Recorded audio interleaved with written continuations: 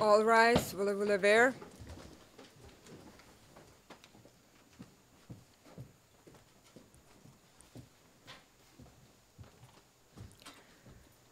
The International Residual Mechanism for Criminal Tribunals is now in session. L'audience du mécanisme international appelé à exercer les fonctions résiduelles des tribunaux pénaux est ouverte. Please be seated.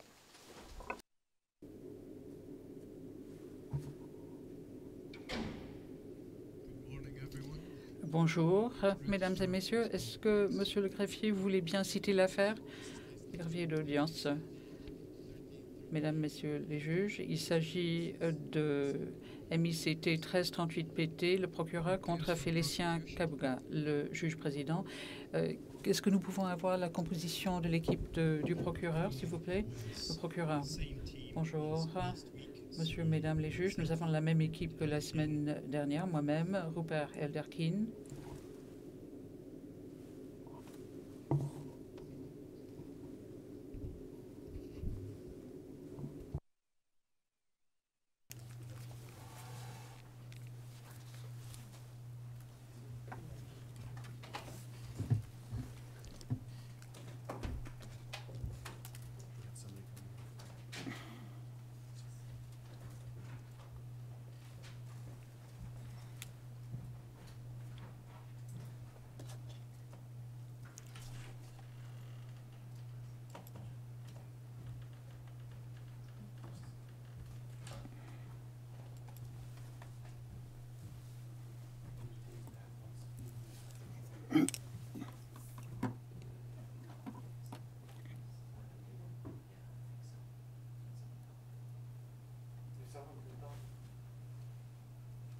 I'm more than happy to talk.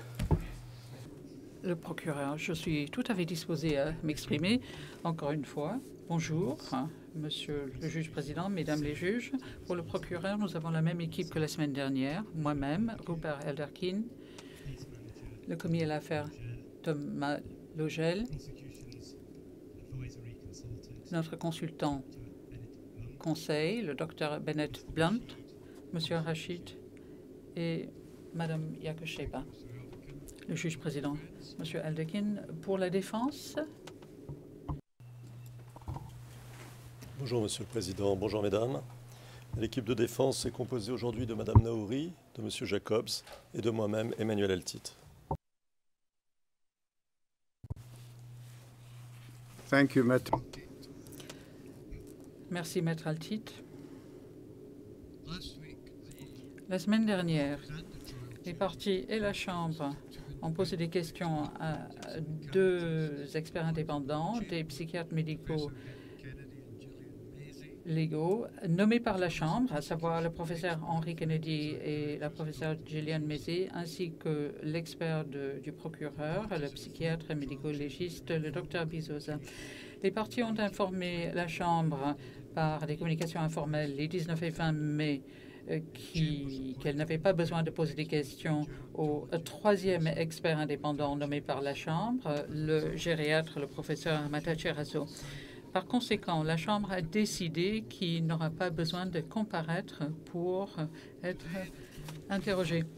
Aujourd'hui, la Chambre entendra les arguments des parties concernant l'aptitude de M. Kabuga à être jugé et être transféré et détenu à Arusha. La défense présentera ses arguments premièrement et sera suivie du procureur. L'estimation de la défense est qu'elle aura besoin d'environ 45 minutes et le procureur estime avoir besoin d'une trentaine de minutes.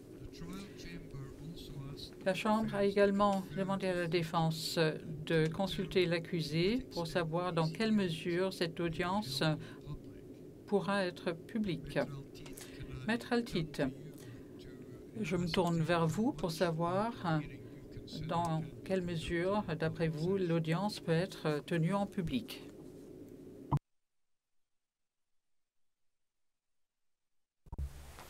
Monsieur le Président, après y avoir réfléchi, après en avoir parlé à Félicien Kabuga, nous sommes arrivés à la conclusion que le mieux était probablement de tenir une partie, probablement une petite partie de l'audience en public, et le reste, notamment lorsqu'il s'agit de détails, disons, intimes, en session à huis clos.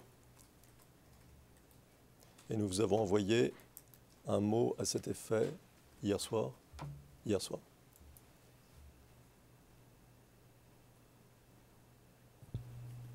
Thank you. Je vous remercie. Monsieur Elderkin, est-ce que vous pouvez nous donner votre position quant à la possibilité pour vous, pendant vos arguments, de rester en audience publique? Oui, Monsieur le Président, j'ai brièvement eu une conversation avant aujourd'hui avec Maître Altit et je lui ai dit que je m'attendais à ce que la plus grande partie de mes arguments pourraient être présentés en public. Nous avons identifié quelques endroits où je vais demander à ce qu'on passe à huis clos partiel et j'ai également dit à Maître Altit que si jamais il estime que je suis allé au-delà de ce que l'on peut traiter en audience publique, qu'il me le signale. Je sais qu'il n'y a pas de public présent et je sais qu'il y a un décalage en ce qui concerne la transmission. Donc, il serait possible à ce moment-là de revoir la situation en ce qui concerne la possibilité de passer en huis clos partiel. Mais nous avons passé en revue ensemble les possibilités de ce qui pourrait être traité en audience publique et ce qui devrait être traité à huis clos partiel. Merci.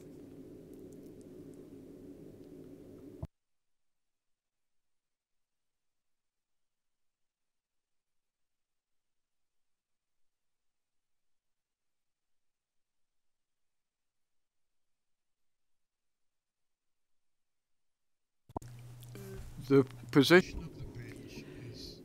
La position des juges est la suivante. Nous sommes tout à fait d'accord pour faire confiance à vos estimations en ce qui concerne la possibilité de poursuivre en public. Et la Chambre n'interviendrait que si nous estimions que vous vous êtes trompé dans votre évaluation. Je ne pense pas que ce sera le cas. J'anticipe la suite de la situation en suivant votre estimation, votre jugement en ce qui concerne ce qui est approprié pour l'audience publique ou le huis clos partiel. Maître Altit, vous allez commencer par présenter vos arguments.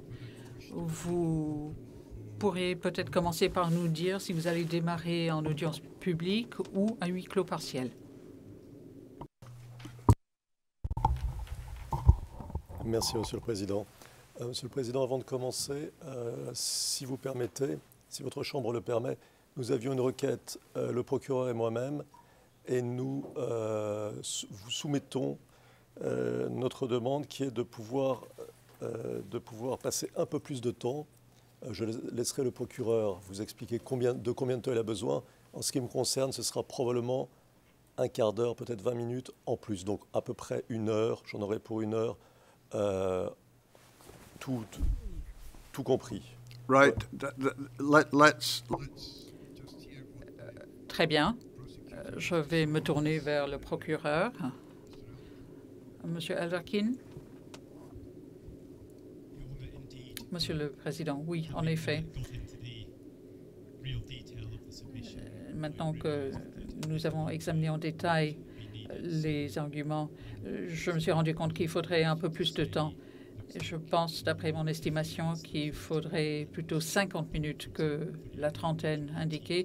Et je suis tout à fait d'accord. Maître Altit a trouvé qu'il aurait besoin de plus de temps. Je n'ai pas d'objection, donc je demande tout simplement que nous puissions avoir un peu plus de temps que ce que je vous avais dit la semaine dernière.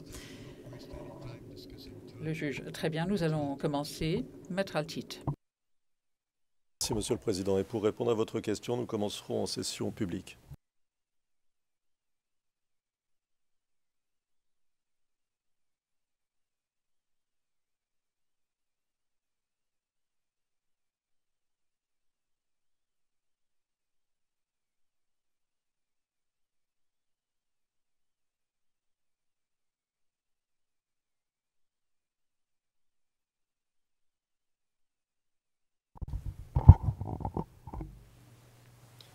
Monsieur le Président, Mesdames, pour nous, tout est clair, extrêmement clair même. Après les explications des différents experts appelés à se prononcer sur la santé, tant physique que mentale, de Félicien Kabouga, et au vu des éléments portés au dossier médical, il nous semble que déclarer Félicien Kabouga inapte à être jugé est désormais la seule option raisonnable. Son inaptitude relève aujourd'hui du fait médical et non de l'opinion. Et d'abord le constat. Dès 2016,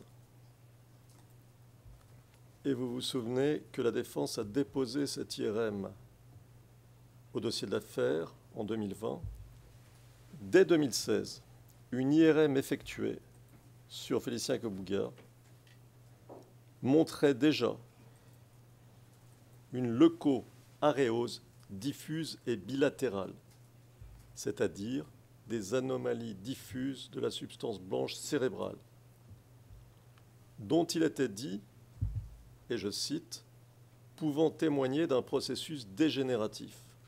Fin de citation. À l'occasion d'une IRM effectuée le 6 novembre 2020, le radiologue constatait une, et je cite, « perte diffuse du parenchyme dans les deux hémisphères avec élargissement des sillons, anomalie de la substance blanche, en particulier en frontal. » Fin de citation. À la suite de cette IRM, le médecin du quartier pénitentiaire indiquait dans son rapport du 18 novembre 2020, et je cite, « une diminution générale de la masse cérébrale, parenchyme, peut contribuer à une diminution de la fonction cognitive. » Fin de citation. Quant à l'IRM effectuée le 22 janvier 2022, à la demande du professeur Mézet, elle montre, d'après le radiologue, et je cite, « une grave perte de parenchyme dégénérative dans les deux hémisphères, avec anomalie de la substance blanche, indiquant une altération microvasculaire profonde de la substance blanche, ischémie partiellement hémorragique, avec anomalie à chaque hémisphère, frontale et à droite au niveau du centre semi-ovale, atrophie de l'hippocampe de grade 2, syndrome frontal clinique Fermé-Lévy. Fin de citation. L'hippocampe, c'est le lieu de la mémoire. Le lobe frontal, c'est le lieu du comportement. Alors, qu'est-ce que ce constat médical signifie? Dès le 1er octobre 2020, le docteur Schuck indiquait dans un rapport qui a été déposé au dossier de l'affaire le 5 octobre 2020 que Félicien Kabouga présentait une leucoaréose, et je cite, « s'extériorisant par un processus de démence dégénérative ». Fin de citation. En 2020. Le professeur Mézet indique dans son rapport, c'est la page 56 du rapport du 28 janvier 2022, et je cite, « une récente IRM cérébrale révèle des signes de modification et d'altération structurelle généralisée et locale, caractéristiques de la maladie d'Alzheimer et donnant fortement à penser que celle-ci est présente. » Fin de citation. Et c'est, Monsieur le Président, Mesdames, ce que semble dire le docteur Razo, qui, ayant pris connaissance de l'IRM, conclut le 16 février dernier que, je cite, « le diagnostic de démence est basé sur des conclusions cliniques. Les conclusions radiologiques donne des informations sur la nature du processus. Les troubles cognitifs ont une nature progressive et chez un individu fragile avec des comorbidités, on ne peut qu'attendre une détérioration. Fin de citation. Démence, Alzheimer, processus dégénératif, nous sommes là dans le constat. Miss,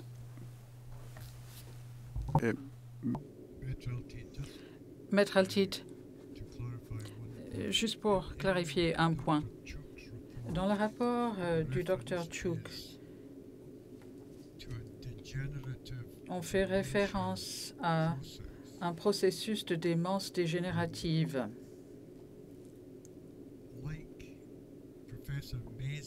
Comme dans le cas du professeur Mézé, êtes-vous en train de dire qu'elle ne dit pas clairement qu'il s'agisse du résultat du développement de la démence, ou est-ce que c'est un processus dégénératif? Est-ce que vous dites qu'elle tire une conclusion quant à la cause éventuelle de cette détérioration de la capacité mentale de M. Kabuga?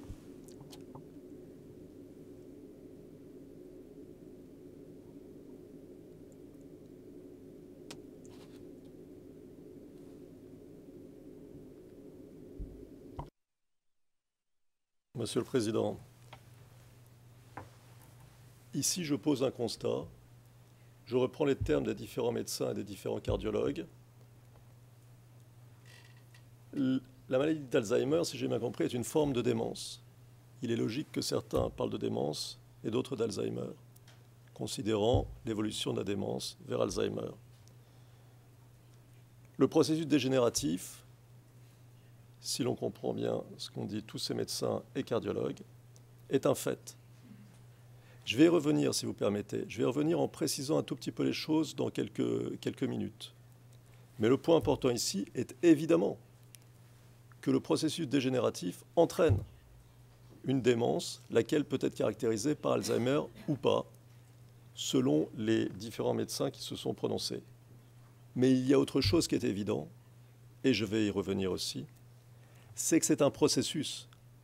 C'est-à-dire que l'état actuel de Félicien Kabuga est bien pire aujourd'hui qu'il n'était hier, et sera bien pire demain qu'il l'est aujourd'hui. Mais si vous permettez, je vais revenir sur ces points, parce que vous avez tout à fait raison, c'est essentiel. very well, thank you. Très bien, merci. Le professeur Mézet nous expliquait, ce sont les transcrits, pages 5 et 6, et je vais les citer, parce que c'est particulièrement important. Je cite. « Je pense que la chose importante à dire est qu'il y a une perte substantielle des tissus cérébraux. C'est un dommage parenchymique auquel fait référence l'IRM. Et il y a aussi des dommages focaux. Donc il y a des zones spécifiques du cerveau qui ont été effectivement détruites. Et c'est ce que l'IRM montre. Ceci n'est pas une IRM normale ou une IRM qui serait compatible avec un cerveau âgé. » Fin de citation. Et elle ajoutait,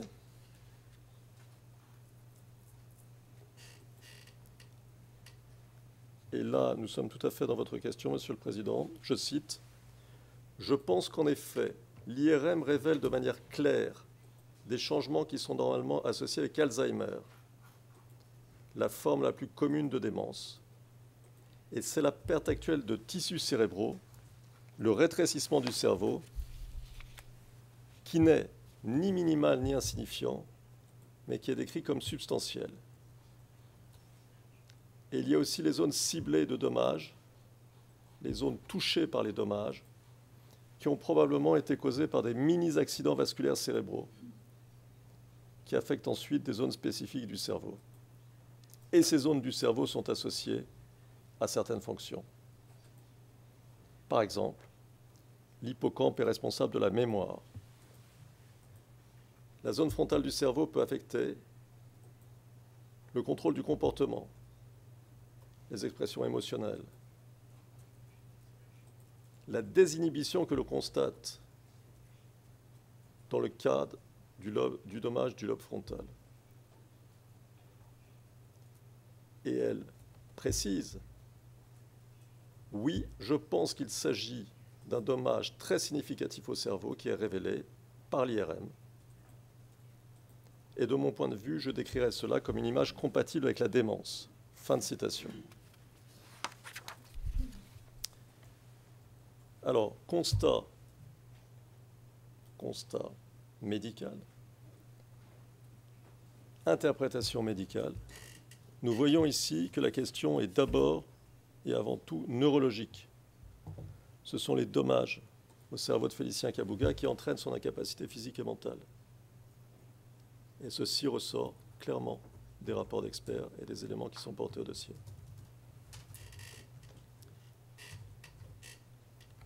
Le professeur Mézet mentionne l'hypertension et nous dit que des problèmes médicaux de Félicien Kabuga le rendent sujet et le rendent plus vulnérable à des épisodes d'attaque ischémique transitoire.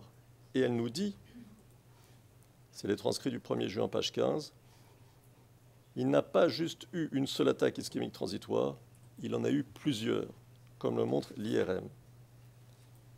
Et elle nous dit, il est probable que ces attaques ischémiques transitoires se reproduiront. Alors, les experts nous ont dit qu'il aurait été utile d'avoir l'avis d'un ou plusieurs neurologues au dossier.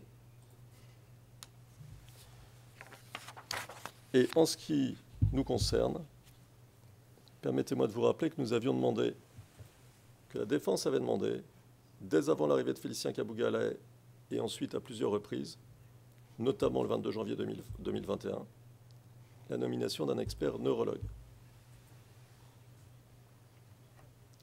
Néanmoins, votre Chambre dispose aujourd'hui de suffisamment d'éléments médicaux pour prononcer l'inaptitude, car elle a devant elle tous les éléments, IRM, constat posé par les radiologues, avis, explication des experts, et tous les symptômes des troubles dont est atteint Félicien Kabuga pour se prononcer de façon éclairée.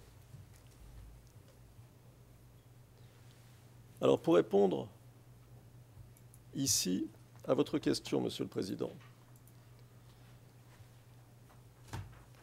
à propos des processus à l'œuvre, je crois que le professeur Mézet a été très clair. Elle nous a expliqué qu'il y avait en fait deux processus parallèles et liés, qui sont à l'origine de la mécanique neurodégénérative. C'est aux pages 50-51 de son interrogatoire du 1er juin 2022. Elle nous dit que l'atteinte cognitive vasculaire est un précurseur du processus de démence. Les zones du cerveau endommagées du fait de l'atteinte vasculaire cognitive, entraînent la perte de certaines fonctions dans le cerveau. Or, l'existence d'atteinte vasculaire cognitive est ici bien documentée. Et, par exemple, lorsqu'il était à La Haye, Félicien Kabuga a subi des attaques le 28 juillet 2021 et le 22 janvier 2022. Et ce qu'il faut comprendre, nous dit-elle,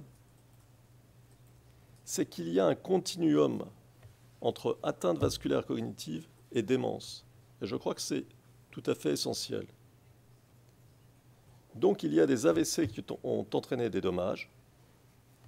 Et Félicien Kabuga a un cerveau qui présente les caractéristiques du cerveau de quelqu'un atteint de démence ou d'Alzheimer.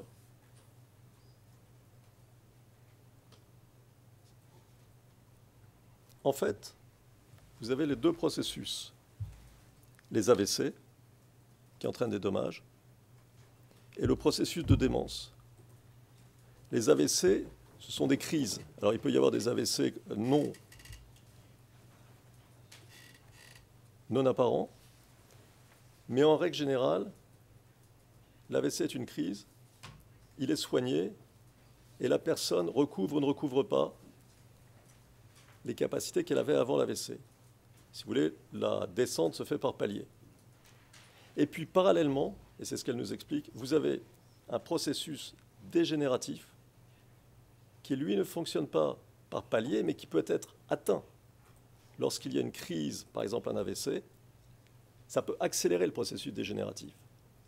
Mais ce processus dégénératif, il va continuer, quoi qu'il arrive, crise ou pas crise. Ce sont deux processus intimement liés.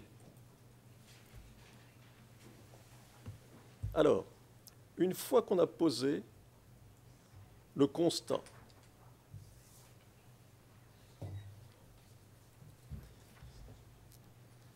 de l'état très endommagé du cerveau, et compris l'origine de cette destruction progressive, il convient de s'interroger sur le lien causal entre le double processus dégénératif dont je viens de parler et les troubles de l'attention et du comportement dont fait preuve Félicien Kabuga. L'un, le double processus dégénératif, est la conséquence, plutôt, les uns, les troubles de l'attention et du comportement, sont la conséquence du double processus dégénératif.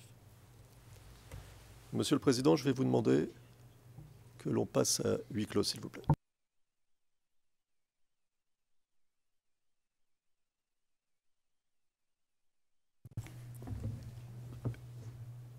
Yes. Maître Altit, nous allons effectivement passer à huis clos partiel.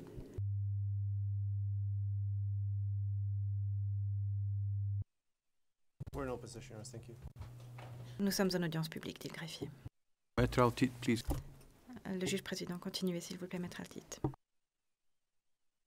Autrement dit, et je vous renvoie à la page 75 de l'interrogatoire du professeur Mézet du 1er juin 2022. Quelqu'un qui montre de telles atteintes au cerveau ne peut avoir un fonctionnement cognitif normal. Il faut le dire clairement. Quelqu'un qui a le cerveau dans cet état ne peut avoir des capacités cognitives normales.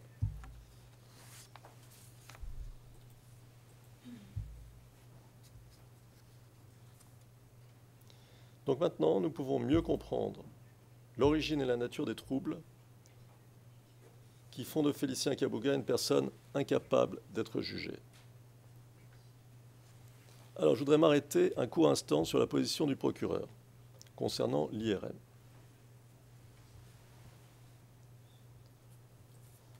Confronté à ce constat objectif,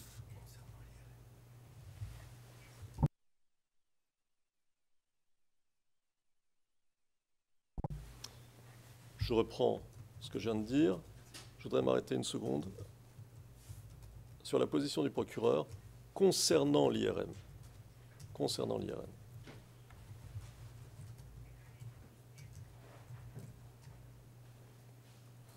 Confronté à ce constat objectif, comment le procureur essaie-t-il de s'en sortir? Lors des interrogatoires qu'il a effectués des professeurs Kennedy et Mézet, il a semblé essayer de mettre en cause l'utilité qu'il y a à examiner une IRM pour évaluer une situation comme celle à laquelle nous sommes confrontés et poser un diagnostic.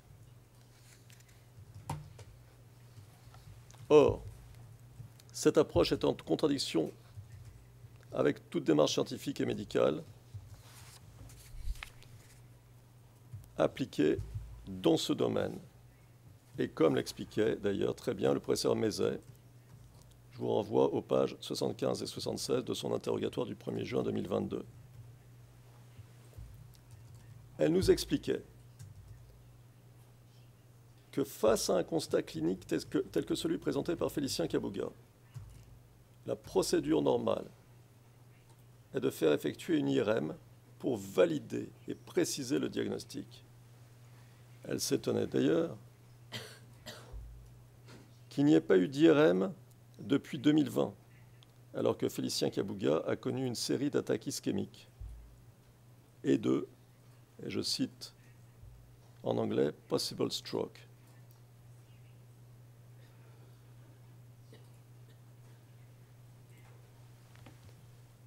Alors qu'il a connu des épisodes de délirium et des problèmes cardiaques, et alors que la détérioration cognitive qu'il subit a été mise en évidence par l'équipe médicale du centre de détention.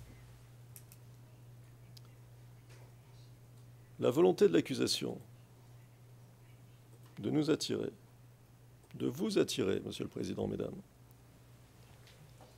sur ce terrain de l'inutilité de l'IRM est une tentative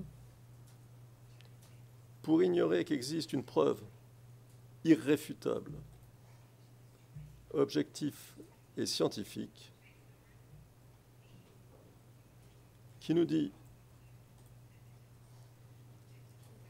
quel est l'état de Félicien Kabouga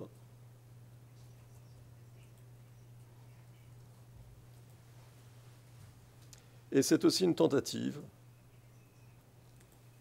pour nier la validité de la méthodologie normale suivie dans le monde entier, méthodologie qui permet le diagnostic des démences et qui s'appuie de manière protocolaire et encadrée, toujours sur l'imagerie médicale.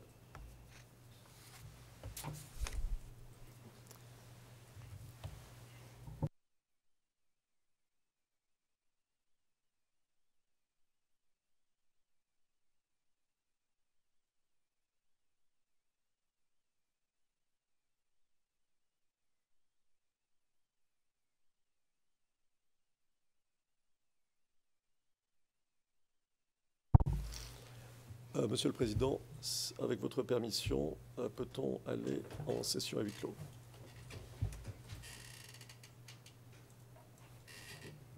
Very well. Le Président, très bien.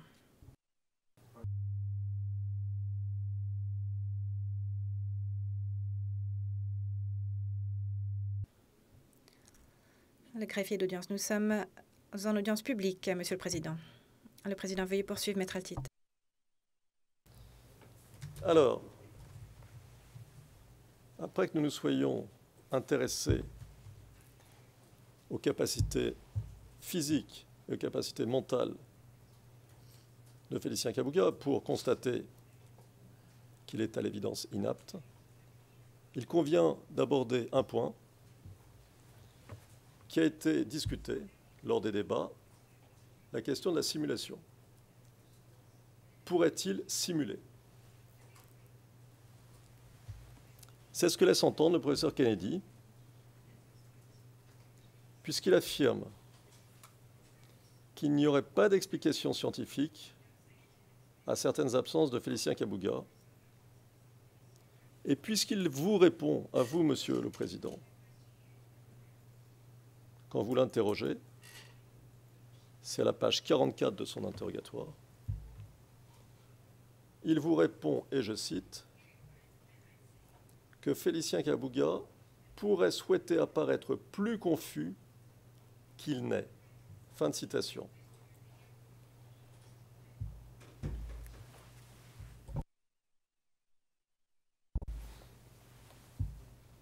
Mais la position du professeur Kennedy est démentie par les conclusions des autres experts et surtout elle n'est fondée sur rien du tout, comme l'explique très bien le professeur Mézet.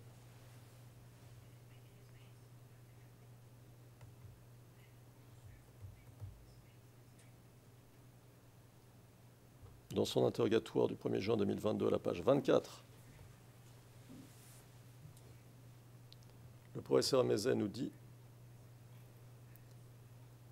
qu'il ne serait pas raisonnable de conclure qu'une personne souffrant des pathologies dont souffre Félicien Kabouga puisse simuler avec succès sur une aussi longue période de temps face à un nombre aussi important de personnes dans des contextes aussi différents. Elle revient sur ce point.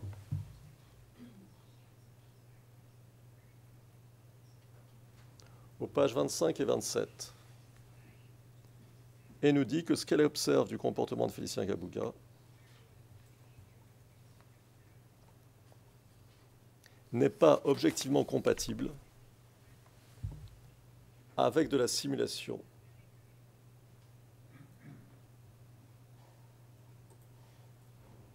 Ajoutons qu'il n'apparaît pas qu'il y ait le moindre bénéfice à simuler certains symptômes, ce qui pourtant devrait être le but d'une simulation.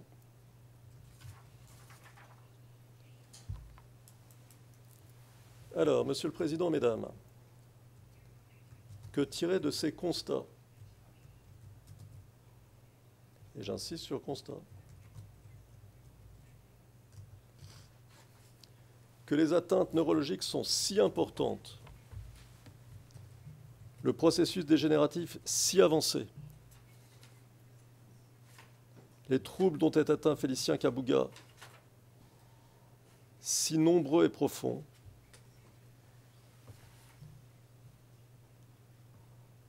que la seule conclusion à tirer est qu'il est incapable, physiquement et mentalement, de la moindre saisie de son environnement, de la moindre compréhension des événements auxquels il est confronté,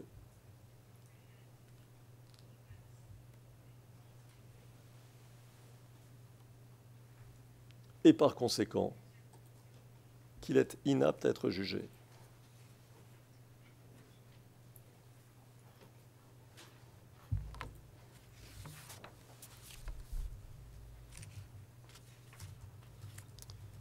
Dans ces conditions, on comprend mieux que, comme l'explique le professeur Mézet, le 1er juin 2022, page 65, il soit incapable d'apprendre de nouvelles informations. En fait, elle nous dit plus. Elle nous dit qu'il a perdu la capacité d'apprendre, mais qu'en plus, il perd ce qu'il savait.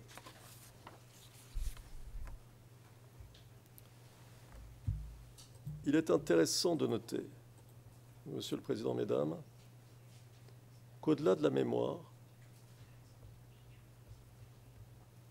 c'est le rapport à la réalité qui est posé.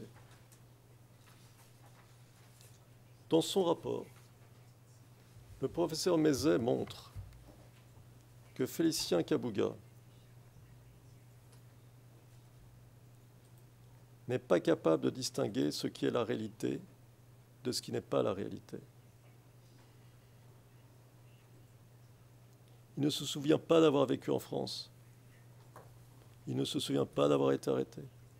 Il ne sait même pas qu'il est détenu à La Haye.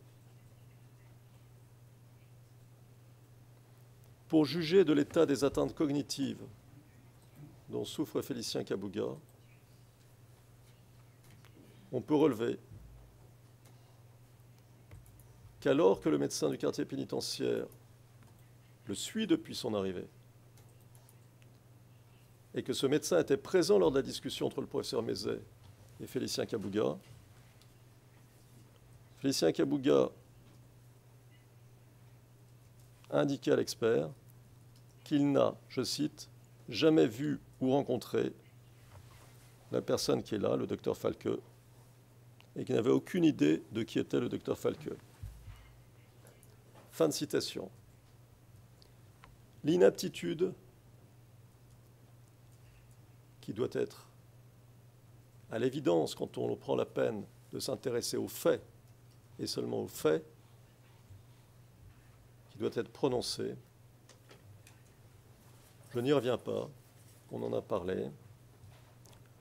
Je note simplement que tant le professeur Mézet que le docteur Chuc considèrent Félicien Kabuga inapte à suivre une quelconque procédure et à interagir avec sa défense, quels que soient les aménagements que la Cour pourrait envisager. Je vous renvoie à la page 29 de l'interrogatoire du professeur Mézet. Un mot sur ce qu'est la participation. C'est fondamental. L'inaptitude ici est d'autant plus évidente que la participation d'un accusé à son procès doit être réelle. Il doit comprendre ce qu'il se passe en audience. Il doit comprendre non seulement la teneur des témoignages, mais aussi la raison pour laquelle tel témoin prend telle position. Il doit être capable de mettre tous les témoignages en rapport, les uns avec les autres, pour comprendre le poids de chacun d'eux et pour comprendre le poids de la preuve dans son ensemble.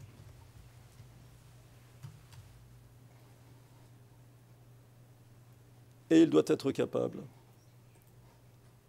d'indiquer à sa défense quels éléments utiliser au vu de la preuve de l'accusation.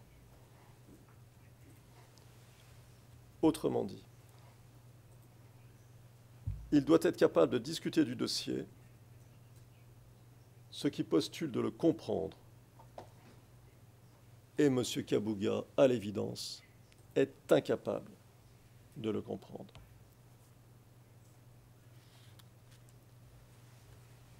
Voilà. Monsieur le Président, Mesdames, la messe est dite. Quelle que soit la manière dont on prend la question de l'inaptitude, quel que soit l'angle sous lequel on l'examine, il faut bien constater l'incapacité totale de Félicien Kabouga, tant physique que mentale, et par conséquent, son incapacité à participer à son procès. Et ce, quel que soit le standard de la participation, même le plus bas imaginable. Disons-le clairement, Félicien Kabouga ne comprend rien. Il n'y a pas place au doute. Il est et doit être déclaré inapte à être jugé. Alors vous me direz, et le professeur Kennedy?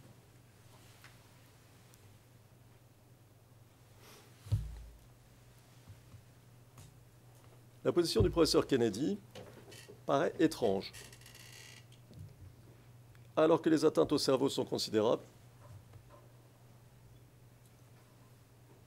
que nous sommes clairement devant un processus dégénératif, neurodégénératif, très avancé, comment le professeur Kennedy peut-il prétendre que tout va bien et que les atteintes au cerveau de Félicien Kabouga n'auraient pas de conséquences physiques ou mentales? Le professeur Mézet nous a dit son incompréhension. Le 1er juin, à la page 18. Elle nous dit que les conclusions du professeur Kennedy ne sont pas fondées et ignorent la réalité de l'imagerie médicale et des constats cliniques, y compris les constats cliniques posés par le professeur Kennedy lui-même.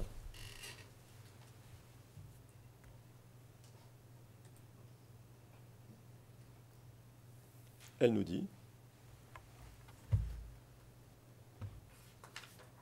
la preuve est apportée des problèmes de mémoire à court terme, des problèmes quant à la capacité de retenir l'information, à traiter l'information et des problèmes à organiser les informations.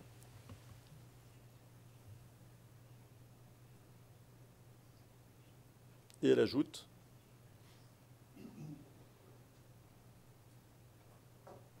c'était la page 20, je cite, « Je ne comprends pas la conclusion du professeur Kennedy, selon qui il n'y aurait pas d'atteinte, et je ne suis absolument pas d'accord sur le fait que l'IRM serait normal pour un homme de cet âge. L'image est celle d'un cerveau complètement anormal. Et c'est pourquoi le radiologue mentionne des pertes très substantielles de parenchémie, ce qui est une caractéristique d'Alzheimer et autres types de démence. » Fin de citation.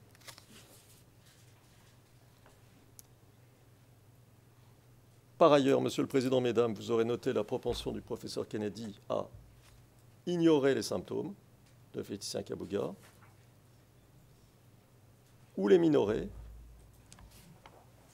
et pour mieux les minorer, sa propension à leur donner des explications d'ordre spéculatif, ce qui est à l'évidence une démarche peu scientifique.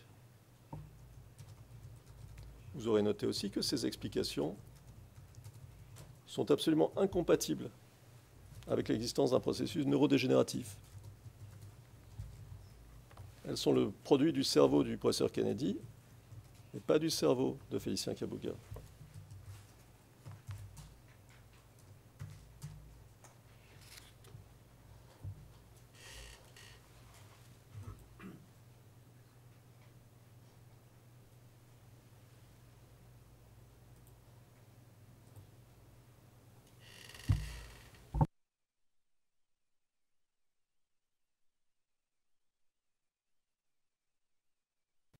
Alors, rappelons que contrairement au professeur Mézet et au docteur Schuck, le professeur Kennedy n'a pas fait procéder à des tests de mémoire, et ce pour une raison curieuse. Il nous dit « Monsieur Kabuga declined ». Monsieur Kabuga n'a pas souhaité les faire. Il est frappant de constater que Félicien Kabuga a bien voulu faire tous les tests qu'on lui demandait avec tous les experts. Professeur Razo, professeur Mézet, docteur Bizosa, docteur Schuck, mais pas avec le professeur Kennedy. Donc cela soulève la question de savoir si le professeur Kennedy a vraiment essayé de convaincre Félicien Kabuga de faire des tests. Et comme le notait le professeur Mézet en audience, s'il a essayé, il n'a pas dû essayer très longtemps. Il convient de constater aussi que le professeur Kennedy extrapole l'aptitude sur la base de constats anecdotiques. Par exemple, il conclut que Félicien Kabuga aurait de hautes fonctions cognitives parce qu'il aurait fait une petite blague. Mais comme le rappelait le professeur Mézet le 1er juin, c'est aux pages 65-66, même des personnes souffrant de démence grave sont capables de faire des blagues ou d'avoir des conversations légères. Et cela ne prouve donc rien.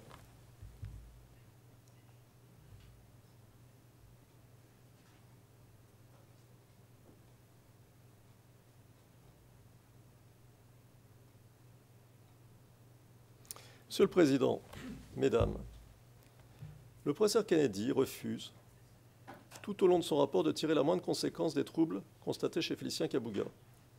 Moindre conséquence d'une IRM anormale, des absences de mémoire, des absences de concentration, etc.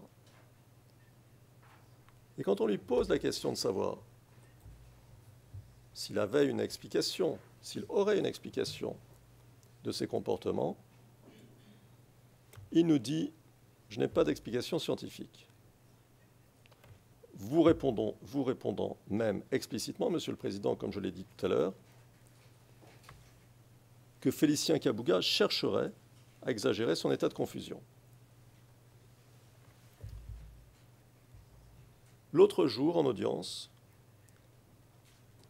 vous m'avez dit que cette position du professeur Kennedy impliquerait qu'il n'aurait rien d'autre à offrir, rien d'autre que de suggérer que Félicien Kabuga simulerait. C'est la page 25 du transcrit du 1er juin, page 25. Eh bien oui, Monsieur le Président, c'est la conséquence inévitable et logique de tout le rapport et de tout l'interrogatoire du professeur Kennedy.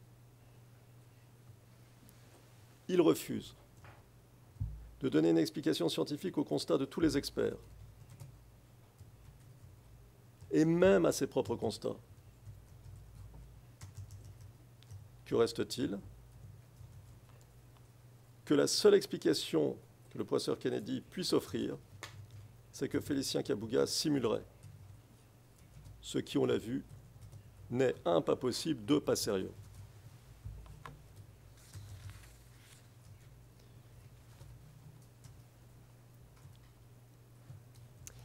Mais même en essayant de minimiser la gravité des troubles dont est atteint Félicien Kabuga, et en essayant d'ignorer leurs sources, le professeur Kennedy doit faire avec la réalité. Et la réalité, ce sont les atteintes neurologiques très importantes apparentes chez Félicien Kabuga et les troubles nombreux qu'il manifeste. D'ailleurs, le professeur Kennedy, dans son rapport commun du 26 mai 2022, reconnaît, je cite, que la santé mentale de M. Kabuga, y compris son fonctionnement cognitif, fluctue jour après jour. Je cite, qu'il y a évidence d'une maladie vasculaire affectant le cerveau. Je cite, qu'il y a évidence de précédents accidents cérébrovasculaires mis en évidence par l'IRM. Et je cite,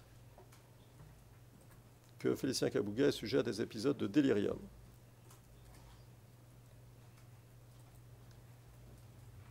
Et il nous dit, et c'est fondamental, qu'il est très difficile de déterminer le début et la fin de ces épisodes de délirium. Autrement dit, Monsieur le Président, Mesdames, même si le professeur Kennedy se refuse à prononcer le mot inaptitude, il doit admettre que pendant ces épisodes, à l'évidence, Félicien Kabuga n'est pas apte. Ce que nous vend le professeur Kennedy, c'est donc une aptitude sur courant alternatif. Un jour, Félicien Kabuga serait apte, le lendemain, il serait sujet à un épisode de délirium, sans que personne puisse en prévoir la durée, l'intensité, et même sans que personne puisse déterminer à coup sûr la fin de ce soi-disant épisode de délirium. Là encore, il ne nous paraît pas qu'une telle position, qui ignore presque toutes les données du cas, et notamment l'existence avérée d'un processus neurodégénératif, soit très scientifique. Surtout, Monsieur le Président, Mesdames, si par hypothèse, ce que nous dit le professeur Kennedy n'avait ne serait-ce qu'un fond de vérité, il conviendrait de constater que sa position interdit tout procès. En effet, qui déterminera le début ou la fin de l'épisode de délire? La défense? L'accusation? La chambre?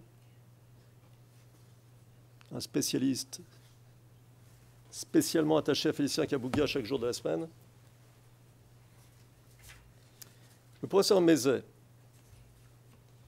analysant les derniers rapports du médecin du quartier pénitentiaire, relevait d'ailleurs, c'est page 2 de son interrogatoire, page 62 de son interrogatoire, la difficulté d'une approche basée sur une aptitude sur courant alternatif. Que nous dit-elle? Elle nous dit que les rapports du médecin du quartier pénitentiaire illustrent comment le fonctionnement cognitif d'un individu et son état mental peuvent fluctuer jour après jour, semaine après semaine, en l'absence de toute crise. C'est simple. C'est le processus neurodégénératif. Et elle ajoute que ces fluctuations seront l'un des problèmes auxquels la Chambre serait confrontée si le procès avait lieu. Monsieur Kabuga paraissant communicatif une partie de la journée et complètement différent le reste de la journée.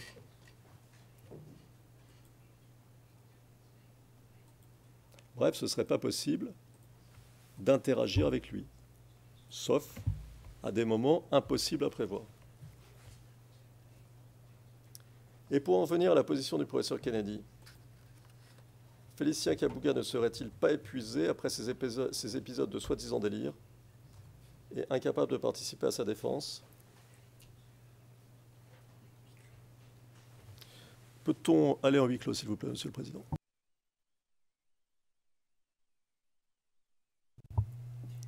We can.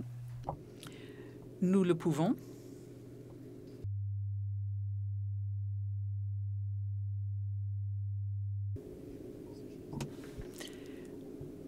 Nous sommes en session publique. Please continue. Merci, monsieur. Le professeur Kennedy est tellement peu assuré de sa position qu'il propose des aménagements pour que Félicien Kabuga puisse participer à la procédure. Je ne reviens pas sur ces aménagements, mais je voudrais faire quelques remarques. Vous noterez d'abord que si Félicien Kabuga était apte, il n'y aurait nul besoin de ces aménagements ou de la plupart d'entre eux.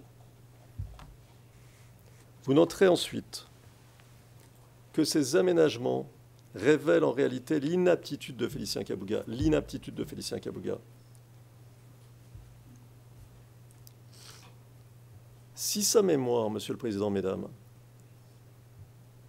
était en état de fonctionner, pourquoi faudrait-il, avec lui en audience, tout le temps, de façon continue, quelqu'un chargé de lui rappeler, le professeur Kennedy utilise « remind », ce qui se passe. Si sa capacité de compréhension n'était pas atteinte, pourquoi faudrait-il envoyer à l'avance à son équipe de défense, afin qu'elle prépare des réponses, les questions que l'accusation voudrait poser à Félicien Kabuga dans le cas d'un contre-interrogatoire? Si sa capacité de traitement de l'information n'était pas atteinte, pourquoi faudrait-il modifier la procédure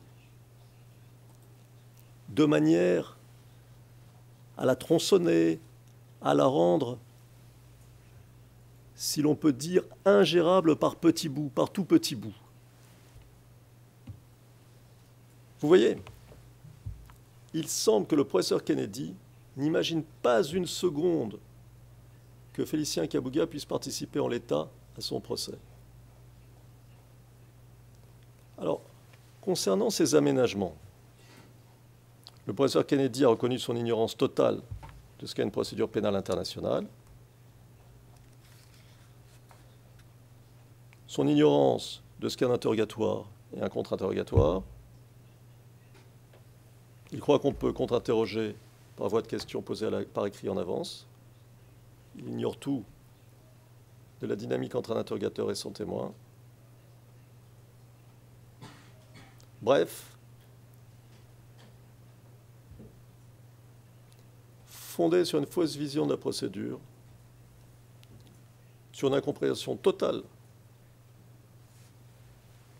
de ce qu'est l'équilibre nécessaire d'une procédure, les droits de la défense, le caractère équitable de la procédure,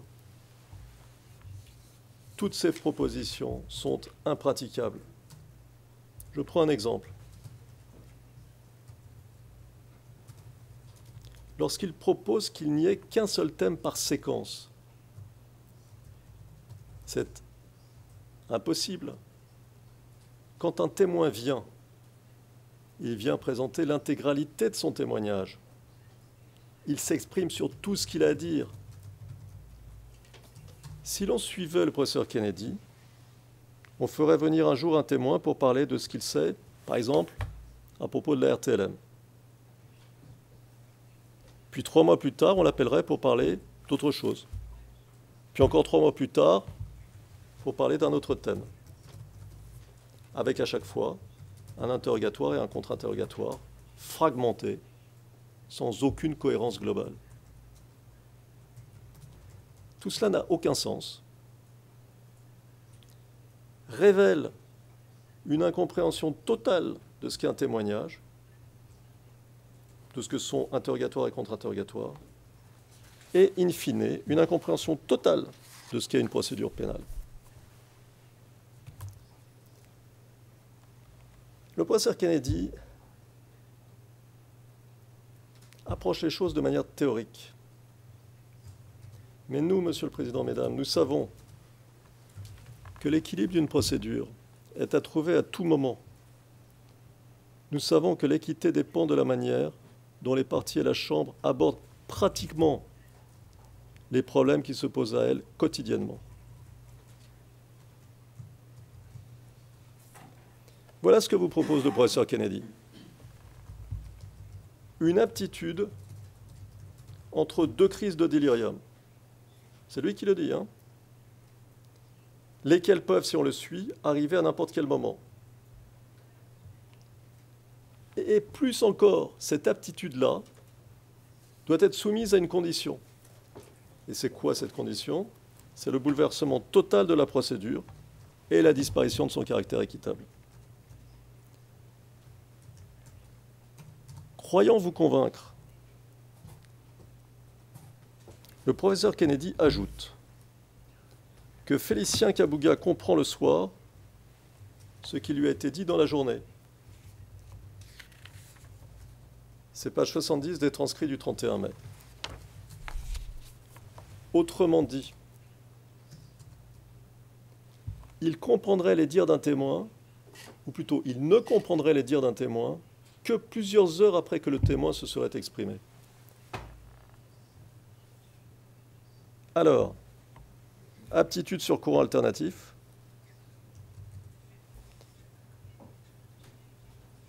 aptitude sous condition, aptitude en décalé ou différé. De quoi parle-t-on? Est-ce qu'on parle encore d'aptitude? Tout ça n'a aucun sens. Et d'ailleurs, vous noterez que le professeur Mézet ne croit pas une seconde à l'utilité d'aménagement. Et je vous renvoie à son rapport du 25 mai 2022.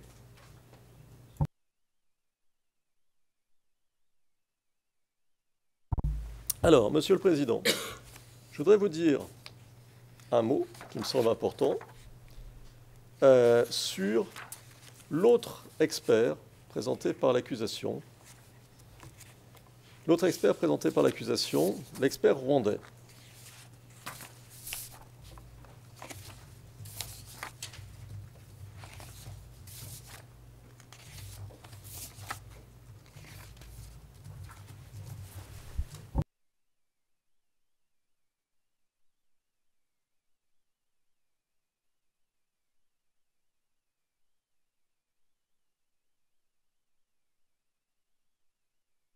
Ok.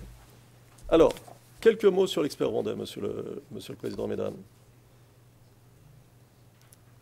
L'expert de l'accusation s'est révélé être un militant du Front patriotique rwandais, fier de le proclamer.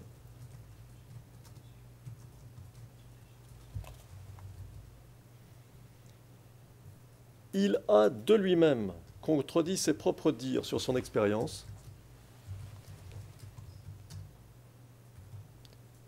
Dans son CV, il ne mentionne même pas d'expérience en matière d'expertise judiciaire,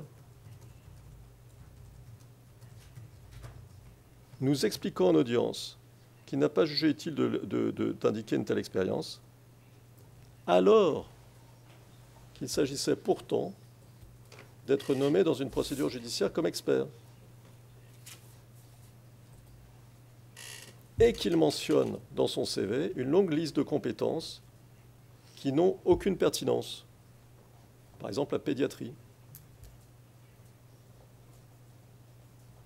De plus, il aurait dit à l'accusation avoir procédé à 20 expertises par an, pour ensuite dire en audience n'en avoir fait qu'une trentaine pendant toute sa carrière. Et il n'est pas sûr que ces expertises dont il se targue ait eu le moindre rapport avec ce qui lui était demandé ici, puisqu'il s'est présenté en audience comme spécialiste du PTSD. Concernant sa méthodologie, il a été incapable en audience de donner des précisions sur sa méthodologie, incapable de donner plus de 2 exemples de questions qu'il aurait posées à Félicien Kabuga, lors d'un entretien qui aurait pourtant duré 2 heures. Et il a été obligé de se référer à un document écrit pour donner des exemples de questions du Mini Mental State Test. Alors qu'il prétend être un expert chevronné sur cette question. il a aussi considéré que Wikipédia était une source fiable dans le cadre d'une procédure judiciaire pour décrire les charges pesant sur Félicien Kabuga. Charges qui ne sont même pas dans l'acte d'accusation. Bref, dans ces conditions extrêmement suspectes, la défense soumet à la Chambre qu'il serait sage d'écarter les conclusions de ce soi-disant expert. Je vais vous dire un mot sur Arusha et j'en aurai terminé, Monsieur le Président.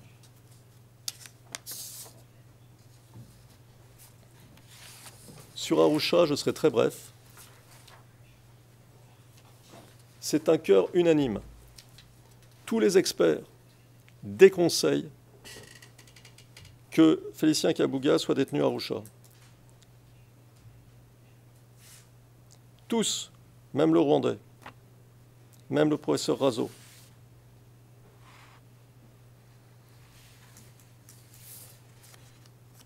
Et je voudrais rappeler ici ce que nous disait le greffe, le 16 octobre 2020,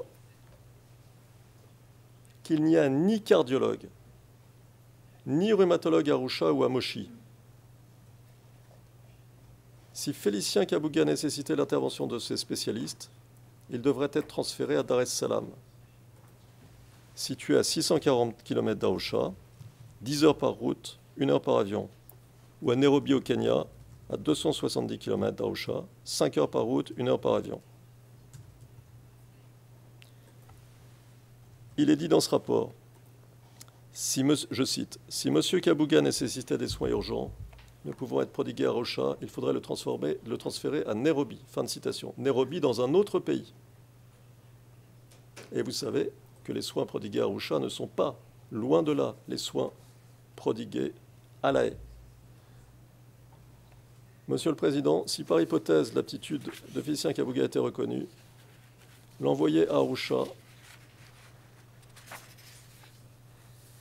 serait, j'en ai peur, l'envoyer à la mort.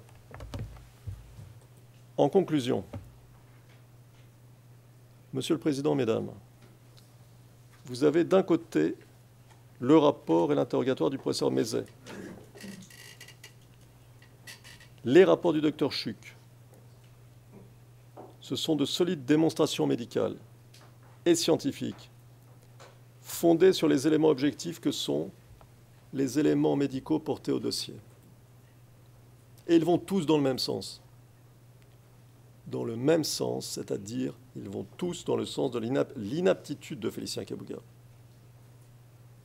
De l'autre, vous avez les dires contradictoires du professeur Kennedy qui vous vend une aptitude différée sur courant alternatif et sous condition de transformation de la procédure. Monsieur le Président, Mesdames, j'en ai terminé.